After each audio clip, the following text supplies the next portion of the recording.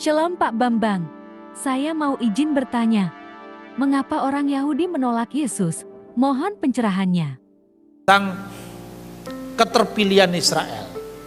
Bagaimana dengan orang Israel yang sekarang ini tidak percaya sama Kristus?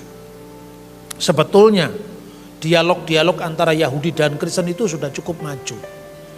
Dan kemajuan itu saya yakin itu adalah menuju kepada penggenapan dari janji Tuhan.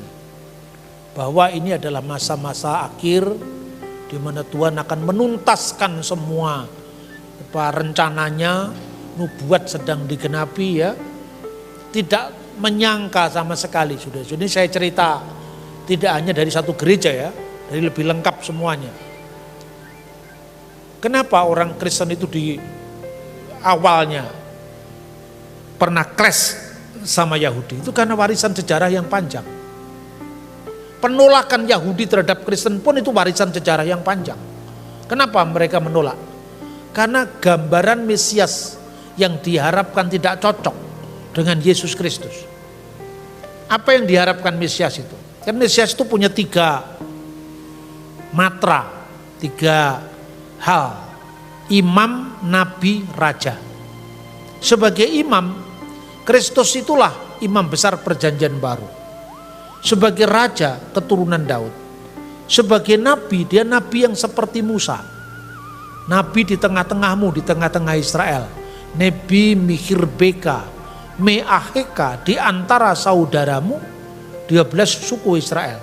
Yang seperti Musa, nabi Eksodus, nabi keluaran. Tapi intinya Yesus harus seperti Musa. Nabi yang membebaskan bangsa Israel dari penindasan di tanah Mesir. Kristus membebaskan seluruh umat manusia dari perbudakan dosa-dosa. Ini yang gak diterima sama orang Yahudi. Mana sekarang buktinya? Kita butuh pembebasan lah. Kita tetap berada dalam cengkeraman pemerintah Roma.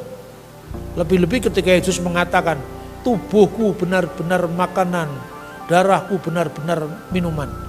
Lalu murid-muridnya mikir, wah ini alamat mati nih guru kita ini. Gak cocok dengan harapan kita. Jangankan orang Yahudi yang di luar Yesus, murid-murid Yesus saja mundur. Siapa yang mundur di antara murid Yesus? Dikisahkan dalam Yohanes pasal 6 ayat 66-67. Ayat 66, maka banyak murid-muridnya yang mengundurkan diri. 12 rasul masih utuh kok. Berarti murid Yesus itu bukannya 12, ada 70. Yang 12 murid itu ditanya, apakah kalian juga mau pergi juga? Berarti Yudas belum berkhianat, 12 masih utuh. Lah yang mundur itu mana? Yang 70. Yang 70 itu menurut sejarah gereja antara lain Markus dan Lukas. Oke Pak Bambang, penjelasan Anda sangat mencerahkan. Terima kasih, Tuhan Yesus memberkati.